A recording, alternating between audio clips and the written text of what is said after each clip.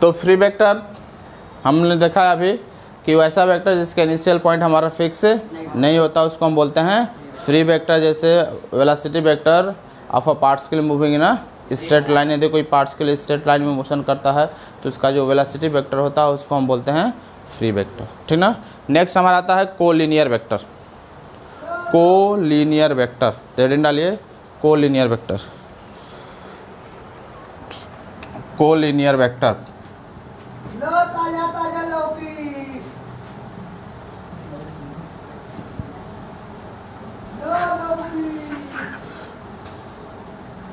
Collinear vector, ठीक। तो collinear vector मेरा वो वेक्टर होता है जो या तो स्ट्रेट लाइन में एक्ट होता है या पैरेलल होता है। तो कह सकते हैं कि those vector which either act along a straight line or a parallel line, either act along a straight line or a parallel line। अब स्ट्रेट लाइन और पैरेलल लाइन की बात करते हैं तो वेक्टर अगर स्ट्रेट लाइन में होगा तो वो क्या होता है, दोनों ऐसे भी हो सकता है स्ट्रेट लाइन में, है ना, स्ट्रेट लाइन में मतलब पैरेलल भी होगा। हम कह सकते बोला ना कि along a straight line or a parallel line, तो पैरेलल हो सकता है, दोनों का डायरेक्शन सेम होगा तो भी पैरेलल कहेंगे, और दोनों का डायरेक्शन एक दूसरे के क्या होगा, अगर अपोजिट हम कर देते हैं और पैरेलल हो तो भी हम इसको बोलेंगे। तो अभी दोनों को अलग अलग बोलेंगे, लेकिन पैरेलल में दो कंडीशन हो सकता है, या तो हो सकता है कि दोनों का डायरेक्शन सेम हो, या तो हो सकता है दोनों का डायरेक्शन अपोजिट हो। और स्ट्रेट में भी दो कंडीशन हो सकता है कि हो सकता है कि दोनों जो है क्या हो, एक ही लाइन में मतलब एक ही डायरेक्शन में आपका ऐसे स्ट्रेट मोशन करता हो, या हो सकता है दोनों जो है एक दूसरे के अपोजिट डायरेक्शन में ऐसे मोशन करता हो। ये भी तो स्ट्रेट लाइन बनेगा ना आपका, ये दो वेक्टर होगा, एक ए वेक्टर हो और बी वेक्टर ये हो जाएगा। अगर एक को हम ए कहते हैं, सपोज अगर ये ए वेक्टर हो ये बी वेक्टर हो जाएगा। इसमें भी अगर ये ए वेक्टर होगा इसको हम बी वेक्टर कहते हैं, दोनों सेम डायरेक्शन में है। यहाँ पर दोनों क्या एक दूसरे के अपोजिट डायरेक्शन में हो जाएगा, ठीक। यहाँ पर जो है ये ए वेक्टर हो जाएगा, ये क्या हो जाएगा, बी वेक्टर हो जाएगा, दोनों एक दूसरे के क्या है अपोजिट डायरेक्शन में है, ठीक ना। तो अगर वेक्टर जो होता है एक दूसरे के पैरेलल हो, ठीक, और सेम डायरेक्शन में हो तो उसको बोलते हैं लाइक वेक्टर। ऐसा दो collinear vector which are parallel and in the same direction, parallel हो और स्ट्रेट लाइन में भी हो बट उसका डायरेक्शन सेम हो, पैरेलल भी हो उसका डायरेक्शन सेम हो, तो उसको क्या बोलेंगे, लाइक वेक्टर। बात समझ में आ रहा है। ये दोनों, अच्छा ये दोनों वेक्टर क्या होंगे दूसरे के, पैरेलल है, डायरेक्शन सेम है तो इसको बोलेंगे लाइक, ठीक ना। और ये क्या है, पैरेलल है और डायरेक्शन अपोजिट है तो इसको क्या बोलेंगे, अनलाइक, ठीक ना। तो ये लाइक में आ जाएंगे और ये अनलाइक में आ जाएंगे, ठीक। इसके बीच का एंगल अगर थीटा फाइंड करना चाहिए तो थीटा इक्वल टू क्या होगा हमारा 180 हो जाएगा, और यहाँ पर थीटा क्या होगा मेरा, थीटा इक्वल टू 0 के बराबर हो जाएगा। बस है ना। तो वहाँ पर 180 का एंगल होगा और यहाँ पर क्या होगा 0 के बराबर होगा। तो इसको बनाइए तो क्या कह सकते हैं इसको, ये हो जाएगा लाइक, ये हो जाएगा पैरेलल, क्योंकि पैरेलल वेक्टर है, पैरेलल ये लाइक वेक्टर। ये क्या हो जाएगा आपका अनलाइक और एंटी पैरेलल।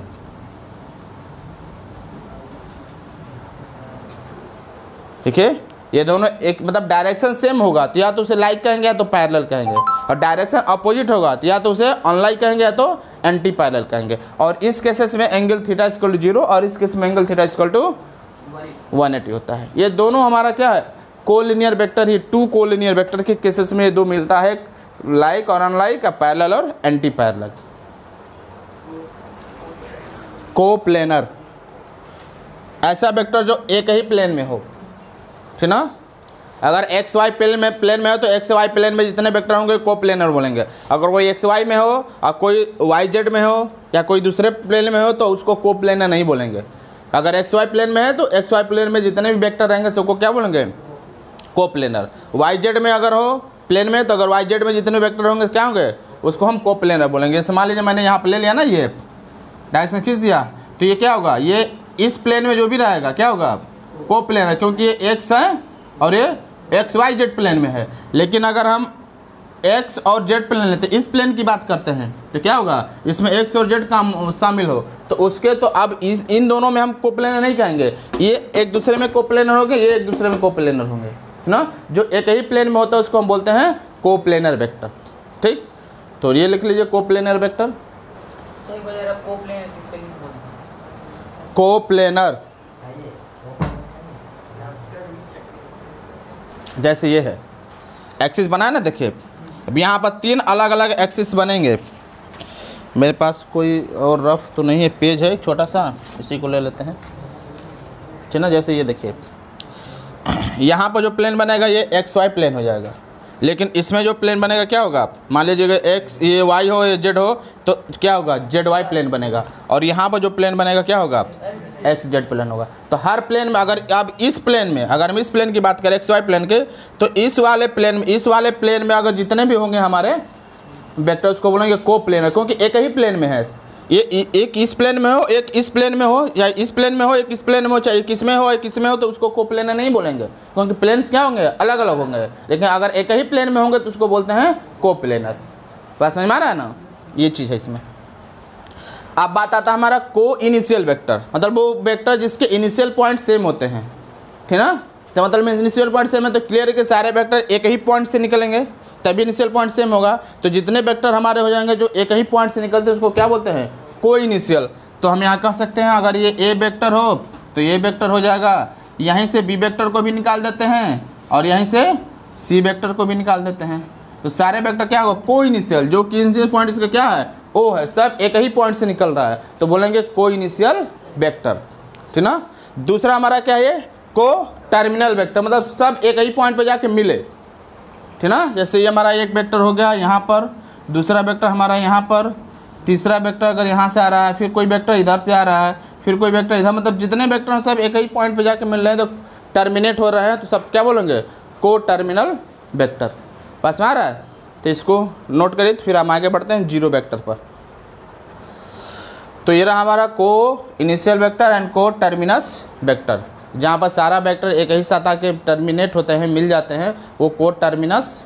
और जहाँ एक ही पॉइंट से अगर कई वेक्टर निकालते हैं उसको बोलते हैं को इनिशियल वेक्टर। ठीक ना, अब हम लिखेंगे zero vector and it's property. Zero vector क्या होता है और उसकी प्रॉपर्टी क्या होती है। तो जीरो वेक्टर जिसको हम नल वेक्टर भी बोलते हैं, ठीक ना, तो वो वेक्टर जिसका मैग्नीट्यूड जो है जीरो के बराबर होता है उसको हम क्या बोलते हैं, जीरो वेक्टर। और उसको हम रिप्रेजेंट कैसे बोलते हैं, तो जीरो के ऊपर क्या करते हैं, ऐसे एक एरो बना देते हैं तो बोल देते हैं यो जीरो वेक्टर होता है।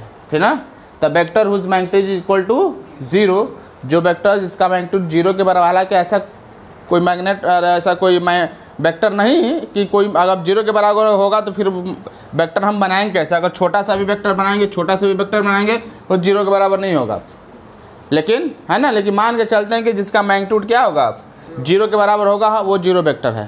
ठीक, अब इसको रिप्रेजेंट करते हैं ऐसे।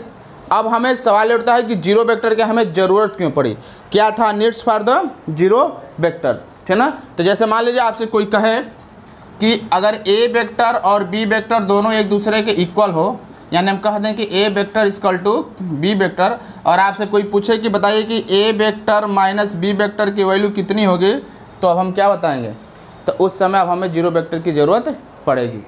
ठीक ना, तो इसको ध्यान में रखते हुए ये देखना पड़ेगा कि नहीं भाई अब हम जीरो वेक्टर को भी डिफाइन करने की आवश्यकता है कि अगर दो वेक्टर अगर इक्वल होगा तो दोनों का डिफरेंस किस वेक्टर के बराबर होगा।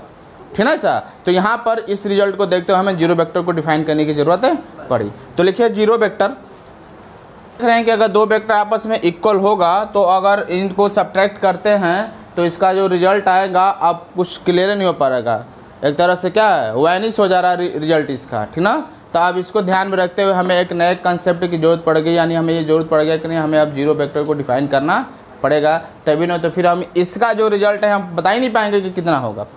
दो वेक्टर इक्वल होगा तो उसका डिफरेंस कितना होगा, अब जीरो वेक्टर को हम डिफाइन नहीं करते, कह देते कि नहीं जीरो वेक्टर होता ही नहीं है, तो फिर इसका रिजल्ट क्या होगा, कुछ ना कुछ तो होगा ही ना भाई। जो वेक्टर को सब्ट्रैक्ट कर रहे हैं अगर सेम ही है तो कुछ ना कुछ तो होगा ही। तो इसको ध्यान में रखते हुए हमें जीरो वेक्टर की ज़रूरत पड़ी।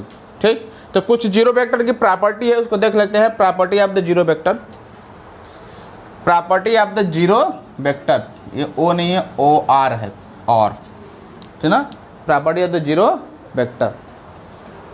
सबसे पहली प्रॉपर्टी ये है कि यदि किसी वेक्टर में हम जीरो वेक्टर को ऐड करते हैं तो रिजल्ट मेरा वही वेक्टर मिलता है। फर्स्ट प्रॉपर्टी है कि किसी वेक्टर में हमने जीरो वेक्टर को ऐड किया तो रिजल्ट मेरा क्या होगा, वही वेक्टर आपका प्राप्त होगा, ठीक ना। दूसरा है कि यदि किसी जीरो वेक्टर में किसी जो है स्केलर नंबर का मल्टीप्लाई करते हैं, लैम्डा हो गया, म्यू हो, किसी भी नंबर के स्केलर नंबर का मल्टीप्लाई करते हैं तो रिजल्ट जो आएगा मेरा क्या होगा, जीरो वेक्टर के बराबर ही आएगा, ठीक। नेक्स्ट हम कह सकते हैं कि यदि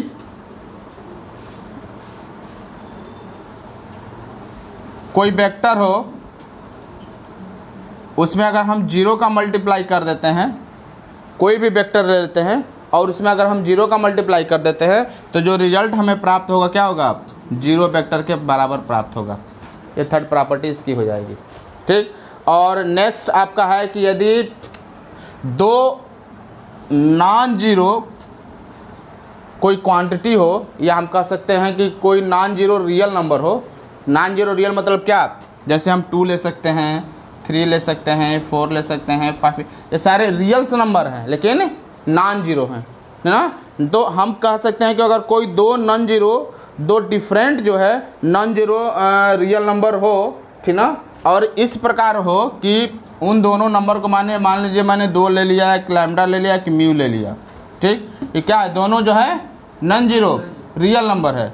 और अगर इसके साथ हम दो वेक्टर को मल्टीप्लाई करते हैं, ए वेक्टर को, और इसके साथ एक वेक्टर को मल्टीप्लाई करते हैं, बी वेक्टर को, और इन दोनों का रिजल्टेंट अगर आपस में बराबर आ रहा है तो ये तभी संभव है जब दोनों क्या होगा मेरा, ए वेक्टर और बी वेक्टर दोनों क्या होगा मेरा, जीरो वेक्टर के बराबर होगा। तभी जाकर ये संभव हो सकता है कि ये दोनों मल्टीप्लाई करने के बाद भी रिजल्ट क्या आएगा मेरा, जीरो के बराबर आएगा।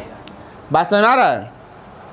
मान लीजिए कि दोनों वेक्टर आपस में इक्वल हो, सपोज दैट कि दोनों वेक्टर क्या हो, ए वेक्टर और बी वेक्टर दोनों आपस में क्या हो, इक्वल हो, ठीक ना। अब कितना है मुझे नहीं पता, हम सपोज दैट कुछ भी ले सकते हैं, जैसे सपोज क्या ले लें, 2i ले लें, 2i और ये हो जाएगा 5j है, या इसको भी हम ले लेते हैं 2i ही ले लेते हैं, ठीक ना। मान लीजिए दोनों वेक्टर है, दोनों बराबर है, इक्वल है, ठीक ना।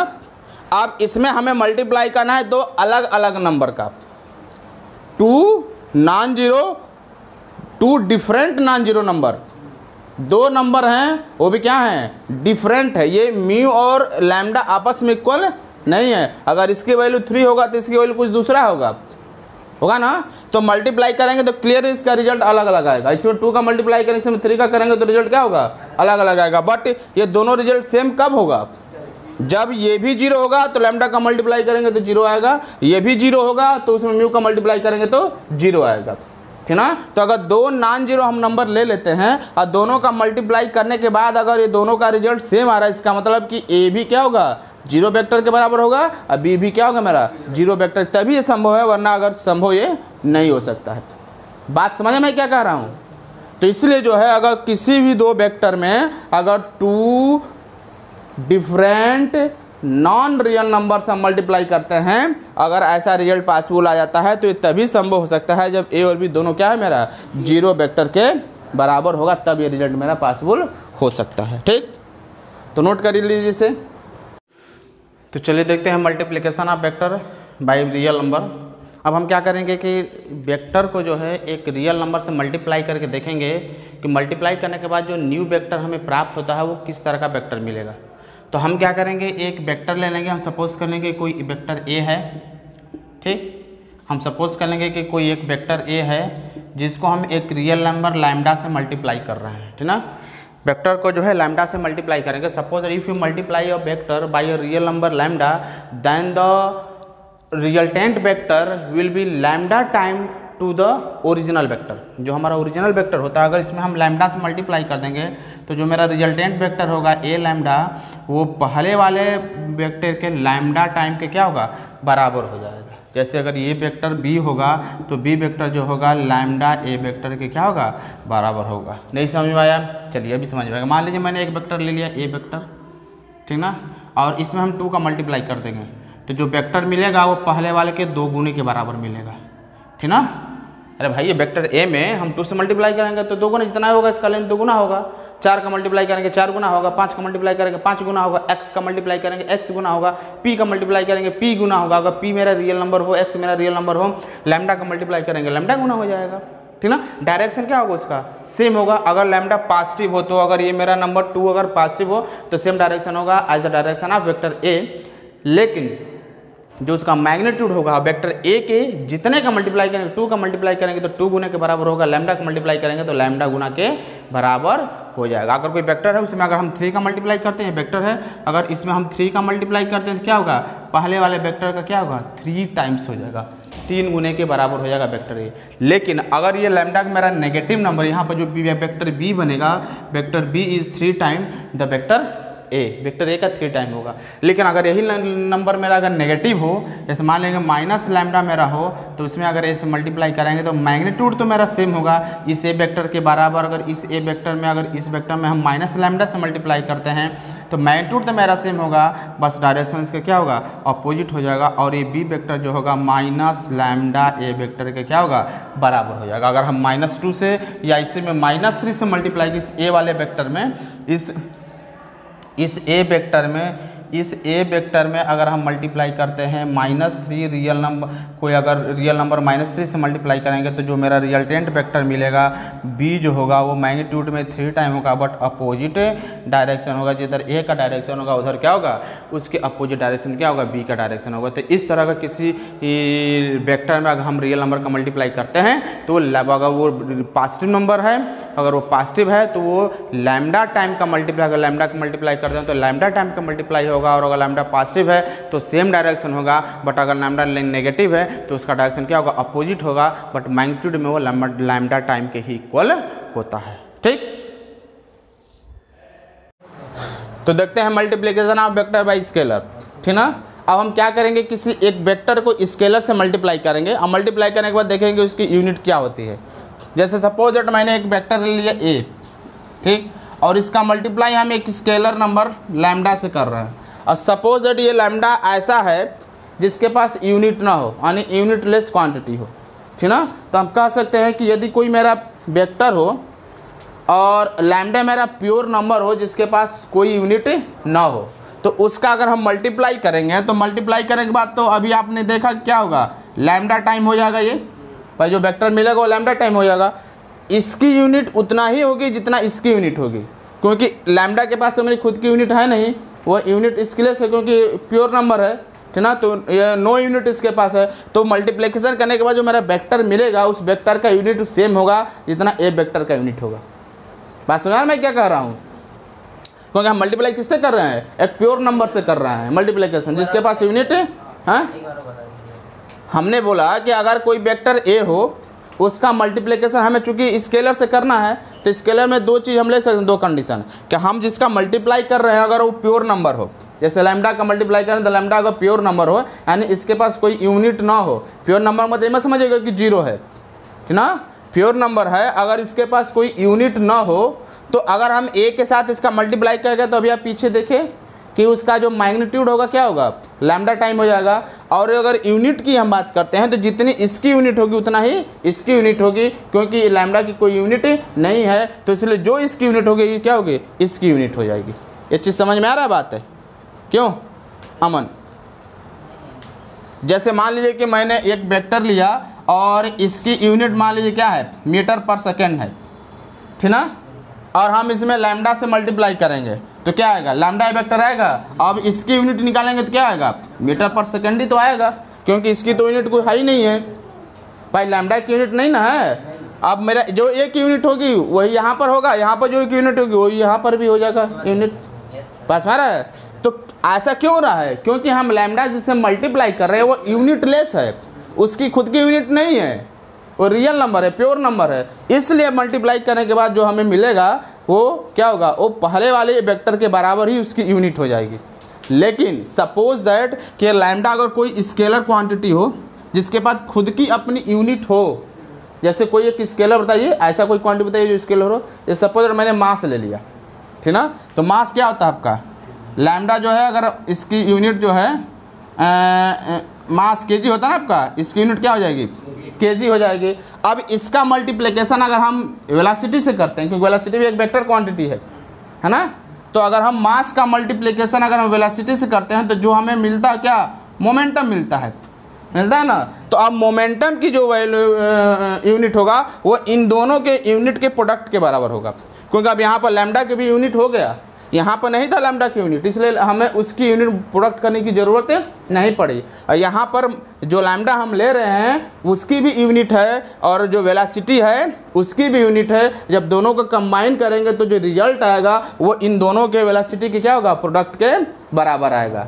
तो यहाँ पर अगर लैम्डा हमारा क्या है, उसके पास यूनिट है, तो प्रोडक्ट करने के बाद अब दोनों का हम यूनिट देखेंगे और दोनों का कॉम्बिनेशन जो यूनिट बनेगा वो मेरा क्या होगा, उसके रिजल्ट का, यानी मोमेंटा को यूनिट क्या होगा, इन दोनों के यूनिट के प्रोडक्ट के बराबर होगा। बात समझ मैं क्या कर रहा हूँ, यानी यहाँ पर क्या हो जाएगा इसका, ये केजी और वेलोसिटी का मीटर पर सेकेंड। तो देखिए ये जो मास की यूनिट और ये वेलोसिटी की यूनिट है, दोनों का यूनिट मिलाएंगे तब जो है इसका यूनिट मिलेगा। बट जबकि इस केस में ऐसा नहीं था, क्योंकि यहाँ पर लैम्डा क्या था, यूनिट लेस था, तो जो पहले का यूनिट है क्या है, उसका यूनिट भी वही हो जाएगा। लेकिन इस केस में अब चूंकि इसके पास यूनिट है तो दोनों का कंबाइन करेंगे तब जाकर उसका रिजल्टेंट की यूनिट, मतलब जो प्रोडक्ट करने के बाद जो मोमेंटम मिल रहा है उसकी यूनिट इन दोनों के यूनिट के क्या होगा, कॉम्बिनेशन के बराबर होगा।